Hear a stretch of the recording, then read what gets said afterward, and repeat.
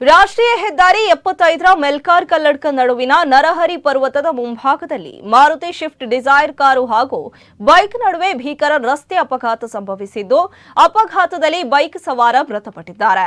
ಮೃತರನ್ನ ಪುತ್ತೂರು ನಿವಾಸಿ ಅಶೋಕ್ ಎಂದು ಗುರುತಿಸಲಾಗಿದೆ.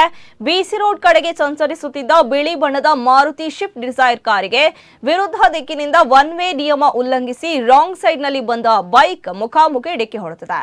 ಹೆದ್ದಾರಿಯಲ್ಲಿ ಏಕಮುಖ ಸಂಚಾರ ವ್ಯವಸ್ಥೆ ಇದ್ರು ಬೈಕ್ ಸವಾರ ನಿಯಮ ಉಲ್ಲಂಘಿಸಿ ಸಂಚರಿಸಿದ್ದೇ ಅಪಘಾತಕ್ಕೆ ಪ್ರಮುಖ ಕಾರಣ ಎಂದು ಪ್ರತ್ಯಕ್ಷದರ್ಶಿಗಳು ತಿಳಿಸಿದ್ದಾರೆ. ಡಿಕ್ಕಿಯ ರಭಸಕ್ಕೆ ಮಾರುತಿ ಕಾರಿನ ಮುಂಭಾಗದ ಬಾನೆಟ್, ಗ್ರಿಲ್ ಹಾಗೂ ಇಂಜಿನ್ ಭಾಗ ಸಂಪೂರ್ಣ ನಜ್ಜುಗುಜ್ಜಾಗಿದ್ದು, ಮುಂಭಾಗದ ವಿಂಡ್ಶೀಲ್ಡ್ ಗಾಜು ಪುಡಿಯಾಗಿದೆ. ಇನ್ನು ಬೈಕ್ನ ಮುಂಭಾಗವು ಸಂಪೂರ್ಣ ಗುಜ್ಜಾಗಿದ್ದು, ಅಪಘಾತದಲ್ಲಿ ಗಂಭೀರವಾಗಿ ಗಾಯಗೊಂಡಿದ್ದ ಅಶೋಕ್ ಅವರನ್ನ ಸ್ಥಳೀಯರು ತಕ್ಷಣ ಆಸ್ಪತ್ರೆಗೆ ದಾಖಲಿಸಿದ್ರು.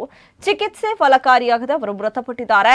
ಘಟನಾ ಸ್ಥಳಕ್ಕೆ ಬಂಟ್ವಾಳ ಸಂಚಾರಿ ಪೊಲೀಸ್ ಅಧಿಕಾರಿಗಳು ಭೇಟಿ ನೀಡಿ ಪರಿಶೀಲನೆಯನ್ನು ನಡೆಸಿ ಸುಗಮ ಸಂಚಾರಕ್ಕೆ ಅನುವು ಮಾಡಿಕೊಟ್ಟಿದ್ದಾರೆ. ಈ ಸಂಬಂಧ ಬಂಟ್ವಾಳ ಸಂಚಾರಿ ಪೊಲೀಸ್ ಠಾಣೆಯಲ್ಲಿ ಪ್ರಕರಣ ದಾಖಲಾಗಿದ್ದು ಹೆಚ್ಚಿನ ತನಿಖೆ ಮುಂದುವರೆದಿದೆ.